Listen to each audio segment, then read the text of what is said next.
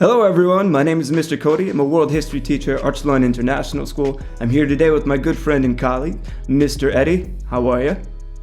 Oh, I'm good. Hello everyone, Eddie is here. Hope you're all safe and sound. So today Cody and I are delivering a lesson about Mongolian Ger and the relevant some traditional customs around it. So we believe the words to be introduced in this lesson will be helpful in your near future, like when you're in the need of sharing some information about the country of Mongolia, as well as the discussion about the Ger. So this video will cover some vocabulary, particularly the words that express major parts of the traditional Ger, and some adverbs functioning as transitional link. Finally, we will introduce some customs and taboos for your knowledge. So, Cody, shall we begin? Absolutely, let's get started. All right. So, Cody, you have been living in Mongolia for about several years now. Hope you have had some experience living in a Ger. So, what do you think? How much do you know about Ger? And it's some customs inside. Yeah, so I actually lived in a Ger for about 4 months, which is more than most foreigners spend in a Ger, but certainly not enough to learn everything there is to know about a Ger. Some people gave me some tips and some advice and things like that, but there's so much more yet to learn from me. So you can see like Ger is simply a living lodge or a house that is historically dated back to thousands of years alongside the existence of nomadic people, right? It's like their home.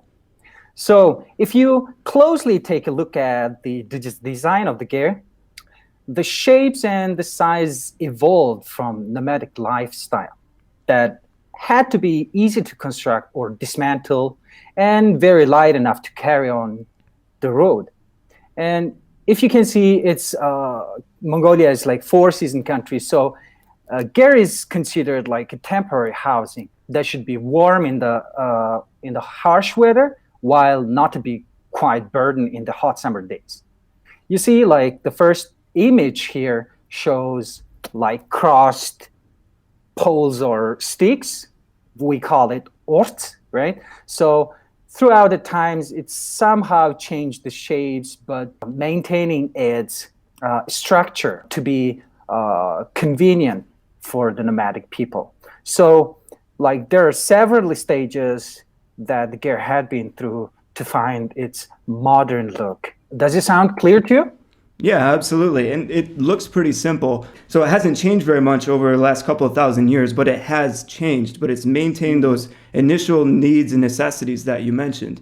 Simple structure, but provides warmth in the winter, and it can be cooled in the summer, but also easily transportable, which makes sense considering the geography of the region. And the Eurasian steppe, you need to be able to move around, as most people were nomads. So it makes sense.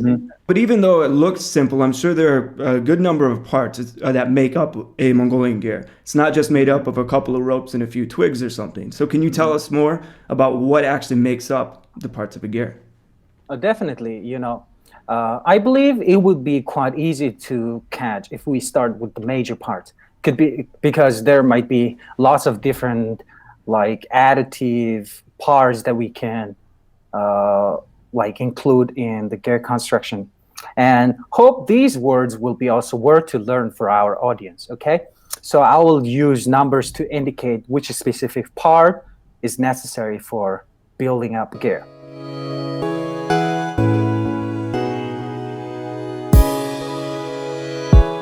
So the first one, urh. Can you try saying urh? I can try. Urh. Okay. Close enough? Okay, that's right. It's a flapper, maybe square-shaped fabric to be placed on the top of Ger. Have you ever seen it? I sure have. I accidentally burned mine when it started to get cold. That must be a very interesting story, right? Yeah, I got in trouble for that one. All right. The second part is called tan. It's actually a round, spherical-shaped rooftop with some windows for the sunlight. And the third one is bagan, 2 pillars for the stability of the house. Okay. And the fourth one is khan. We can literally translate this one into walls, like semi-spherical crosshatch wood. So we will be needing 4 pieces at least to build the normal gear. And the fifth one, if you look at this image, this is halach, a door. It's a quite small in size compared to modern door house, but it perfectly works for the nomadic people. All right, the next item, number 6, is un. Oh, yeah, good luck with that one. Yeah, Un. yeah, I can't. yeah. It's a wooden poles that are attached to ton. As I said earlier, like regular gear consists of like 4 walls. In that gear, we will be needing 88 pieces to build up Why the gear. 88? Why 88 Yeah, pieces? like Asian people, they're considered kind of superficial, so we somehow symbolize the numbers for good fortune, stuff like that. So we Oh, okay. somehow respect number 8. So that's maybe traditionally connected to the certain number of pieces of these sticks. Okay. All right. So the 7th item we need is called dever and torak. Actually, they are same material, but we give them 2 different names because one of the felt covers to be placed on top of the roof is called dever. It's like a sailing. And torak is actually a felt that is placed around the walls. So we have 2 different names for one material, right? Does it make sense to you? Absolutely, it makes sense. You're very genius, man. Okay. Right on, Kepler. All right, number 8. There could be 1 or 2 pieces of this cover. We call them inner and outer cover. In Mongolian, it's named buris. So the outer cover sheet's supposed to be made of waterproof materials to protect the gears not to be soaked by the wet condition or raindrops like that. And last but not least, buslur. It's actually a rope band that is made of like horsehair or tail. The major function of this item is for tightening the joints to ensure the gear is solid. It ensures the solidarity of the gear. Excellent. So it doesn't really take too many different parts to put it all together, but it doesn't seem like something that is actually super easy to put together. I mean, can you go through the process? If I wanted to build a gear right now, what steps would I have to take? So to make this process complete, maybe it would be a great idea to imagine we're actually building Mongolian gear in our mind, okay? So maybe for our audience, you guys can try with us and pay attention to those transitional linking words, okay? Try to build Mongolian gear with us, as well as pay attention to those linking words.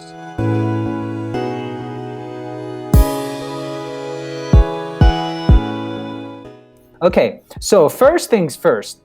To begin with, you have to choose a flat area where you can build up your gear, okay? Then you tie up those 2 pillars to the rooftop, namely ton, tightly, and place them in the center of the chosen area. And then start connecting the edges of the wall and tie them up and make sure the height and the shapes are correct to your desired needs, okay? When it's in a good shapes and size, you can fit the door and tie them at the both ends of the wall. So, of course, these walls will be built around the area, and inside the walls, there should be your pillars and rooftop, the connected pieces inside, okay? And the next thing is building the rooftop. So it might sound kind of hard to imagine, but when I explain it, it will become clear, I guess. So in that case, one man needs to go inside the walls and straighten up the ton and hold up the pillars, and while others start connecting the poles to the ton and tie them up to the tops of the wall. And when all the 88 pieces of those poles are connected, we have to double check the position is right, the shapes is good, like that. And meantime, the man or the person can weave one of the rope, like slide through the walls to tighten up the joints to ensure some stability. Afterwards, like all the walls are strong enough and the poles are tight, we start putting the inner cover sheet around the gear, making sure all the edges fit properly. Then we start placing the felt covers. If you remember, dever, felt covers on the top of the gear, and torg, the one felt covers around the walls. Okay? These felts are kind of heavy stuff, so it provides some additional stability of the gear. And it's also woolen materials, so it provides some functions as reducing noise and protection from the harsh weather like that. When woolen felts are fully covered, we put the outer layer cover, the one waterproof material thing, right? We have to make sure all the edges are correct and fit properly, make sure doors are free to open like that. Okay, this is usually made of weatherproof materials like tarpaulin. So simply we call it tarp, right? It's a very common material that Mongolians use for the outer cover. And then another 2 or 3 ropes, like rope bands, to make sure everything is tight and connected for sturdiness of the gear. And last but not least, if you remember urh, the first word you have tried saying, Right. and it's usually like triangle or rectangular shaped rain guard that is to be placed on the top of ton. And they are also tied to the door side of the rope. It's actually protection from the rain and storm. So when the gear is completed, it should look like this. These are very common and basic steps to follow when people build up gear. Does it make sense to you? Yeah, that makes a ton of sense to me. And I actually kind of feel like I could go and build one now, but it seems like I need a few people to help. But it'd be something nice to have on my next travels around Mongolia. But one thing I've noticed as I've traveled around Mongolia, I've seen that all gears kind of seem to be pointed generally in the same direction, which is something that seems kind of done on purpose. And I would have thought before coming to Mongolia, maybe if I had seen a group of gears that they might be pointed towards each other or something like that, maybe a big fire set up in the middle. But even when you see groups of gears, they're all pointed in the same direction. I mean, what's that about? Is that just a coincidence or what? You're very curious, man, and it's a very good observation. Yeah, like gear, the doors actually facing to the south, there's some practical reason. Of course, like taking advantage of sunlight throughout the day. And if you are familiar with geographical features in the terrain of the country, we have more winds from the west or northern side. So that's why doors are always located facing the southeast or south. All right. And also there's another purpose. We can utilize the wind stream, wind direction, like opening up the skirt of the gear and ventilize the air inside the gear. And also dating back to those Middle Ages, you see like it allows people to be aware of the surrounding area. If you happen to see the gears in the summer days, usually located or built up like to the north side of the river, so they can see who is coming and going, and also on the top of the keels, so they can have very vivid view around the areas like that. Right. So it is all kind of based out of practicality. Like you would have, it makes sense that you would want to kind of block out the wind from one direction, but be able to take advantage of it. And then also take advantage of the sunlight. Being in the northern hemisphere, the sun is going to still rise in the east and set in the west, but it's all going to be a little bit to the south. So that makes sense taking advantage of that. But also just considering that, like as you said about maybe hundreds of years ago, some of the things that the Mongolians would have had to pay attention to, such as like people coming from the south, that has kind of persisted throughout tradition. And as we know, in Mongolian culture, there are lots of traditions. So I'm sure there are tons that surround Ger culture. Can you tell me about some of the traditions with Ger culture? That's a very good question. Personally, sometimes it sounds superficial or superstitious, even though I'm a Mongolian person, right? But thinking deep down into logical reasons behind, it quite makes sense to me.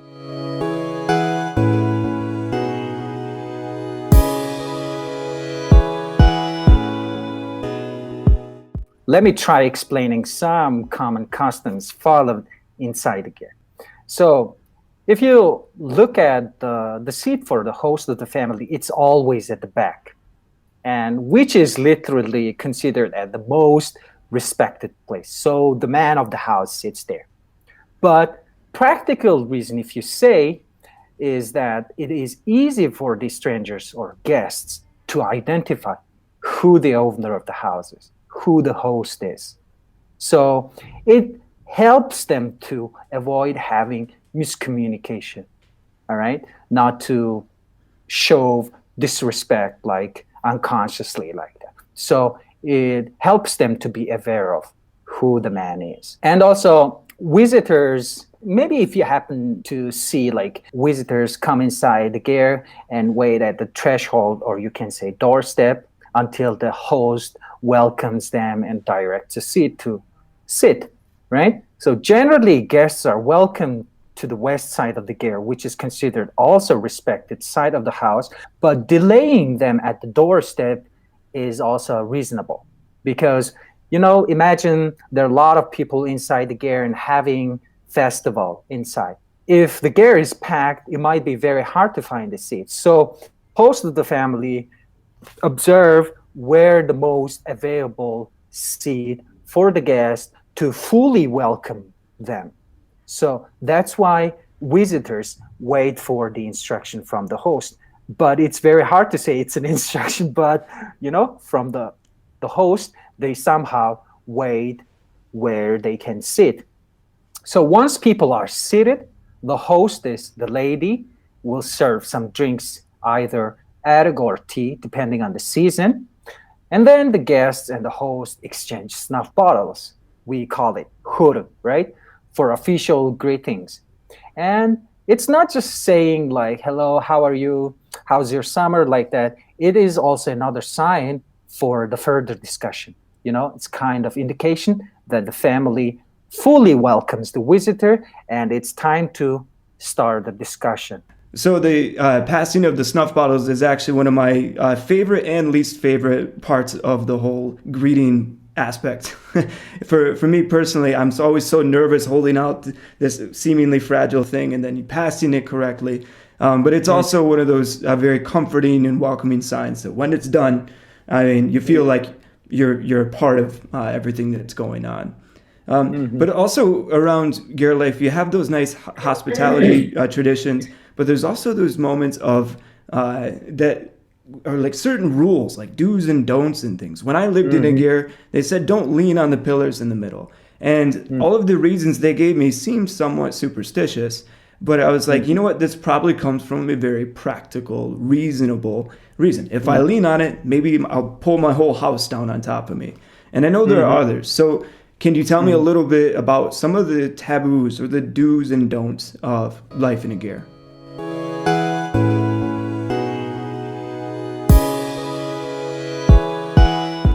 We talked about the major parts, right? So you were talking about the pillars not leaning against it. So a ton, the rooftop of the Ger, right? It's believed as a head of the person. If we compare ton as a person, it's a head. So we avoid putting it on the ground or step on it. The reason is that Mongolians say raising ton and separating felt cover, like I can say in Mongolian now, ton urguj urg tosgarlach. So it means that one is officially declaring himself as an independent family or the person is married, okay? So you see the implication behind it. So the person is the father of the family, the host. So therefore, stepping on a ton is like stepping on the head of the man. And that is Yikes. considered as severe disrespect to the family. All Of right. course. Uh-huh. And also, uh, I have a question for you. So I said Tan is like a head of the person. So what part of the body do you think the rain gourd will represent? Well, the only thing I typically put on my head is a hat. Am I right? Exactly, exactly. That's right. So, flapper, the rain gourd is placed on the top of the tan, so it's a hat. So we believe that all the good spirit of the house is stored in there. So therefore, it's also sort of forbidden to put it on the ground or walk over it. So besides, I'm going to talk about some like practical uh, guidelines or maybe indication relevant. Okay, if So the flapper is I unfolded, have a question though. So if putting on the ground or walking over it is so frowned upon, then um, me burning it probably is really frowned upon, isn't it? no, it was an accident, man. So you It didn't certainly do it was. on purpose. So Right. it's exceptional. Okay, All right. that's good. Uh-huh. And sometimes you might see the flapper is unfolded. So it's a sign that the family is not awake, of course, if you like approach the gear early in the morning. So it's a sign they're not awakened yet. Or if it's unfolded all day long, it might be some indication that the family is away on the journey for several days, or it might be some recent loss from the family or relatives. So in that case, like passerbys or guests tend not to enter, just leave them in peace like that. And Okay. also, you were talking about not leaning against the pillar, but we also forbid walking between the pillars. Yeah, it sounds like taboo, yet the Hmm. custom is also related to safety and well-being of the young children. So you see the fireplace and the stove is placed nearby the pillars, right? So it's kind of like safety guideline rather than a traditional instruction not to do this and Right. that like that. So Yeah. the children won't get harmed or burned by the Right. fire like that. And very common taboo relevant to our cultures, no singing and whistling in the bed. Maybe probably you have heard about this, I right? certainly did. Yeah, it's in another custom related to our lifestyle, like sleeping when the sun sets and getting up before the sunrise. So this is very important like tradition for us to follow the natural schedule to keep maintaining the life like that. And maybe last custom or taboo I'm presenting in this video is tripping over the threshold is considered symbolically kind of affecting the prosperity of the family. So it is advised to re-enter the gear with the same trip de step. It means like you're correcting the mistakes. You're not taking all the treasure and wealth out of the family. But if it's happened unconsciously, accidentally, you're like fixing this. Like it's not my purpose. It was an accident. So like Yeah. forgive me for doing this like that. This was the one that was probably most difficult for me, considering it was a shorter door. But I was also very conscious I did not want to trip on it, not just out of Mm-hmm. fear of embarrassment, because I'd heard you're not supposed to. The only Mm-hmm. problem was that as soon as I tripped on it, or Mm-hmm. before I would trip on it, I'd be very focused. Don't trip on the threshold. And Mm-hmm. unfortunately, I wasn't paying attention to my head, and I ended up with a lot of cut marks on the top of my head. So Yeah, as a result of that's me why not I trying was to break like, the taboo. that's why I was emphasizing, like looking at the size of the door is Yeah. very small compared to modern like flat house door Yeah, like that. of course. So also sharing some other information for your knowledge, like when new couples are married, parents prepare new gear for them. It's about like parents sharing their wealth with their younger generation, prosperity of the family, and it also shows some generosity. All right, like like inheriting that kind of attribute to the next generation, having mind to do the same thing for the next generation, so that the culture and the tradition will continue on like that. Also, we have kind of three different names for particular item, like good names, regular common names, and bad names like that. Maybe simply we can say that. And so Ger is very common name, like house. But if you want to call with a good name showing some respect to the house, we can call it urgo. So when people hear this word, it sounds like the place or the house is quite spacious and comfortable. It gives you kind of good vibes in there like that. I've never heard that before. I've definitely seen the word, but I didn't know what it meant. We have Urgo Cinema, right? Like Urgo Cinema 1, Yeah, 2. yeah, exactly. Yeah, that's the name. So actually that brand, the cinema theater, is like making use of good name of Ger. Right, those good vibes. Yeah, and also if you know the name of this city, we call it Ulaanbaatar. Like it's been like more than 70, almost 80 years now.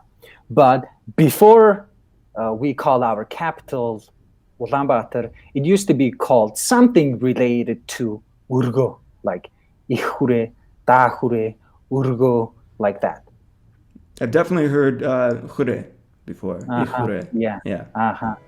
Like that. It's really interesting. I haven't heard a lot of this stuff and definitely haven't had these types of things explained to me.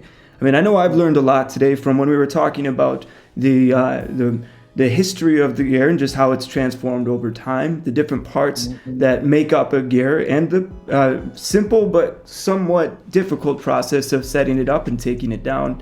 And then you took me right through all these different customs and traditions that I wasn't really previously that much aware of. And so I appreciate all your information. I also believe that for the audience, it might be also a good lesson for them, not only just learning the words, but also some practical like idea for them to share this information with the international friends when the time comes like that. Of course, and I actually think too that some of the information presented here will give them maybe a slightly different perspective of something, whether they've seen Gers or lived in Gers their whole life or not. Some of the information may be from a new perspective. Well, thanks again, Mr. Eddie. I'm really glad we got to meet today to talk about this topic. Yeah, definitely. I'm very glad to have you as well.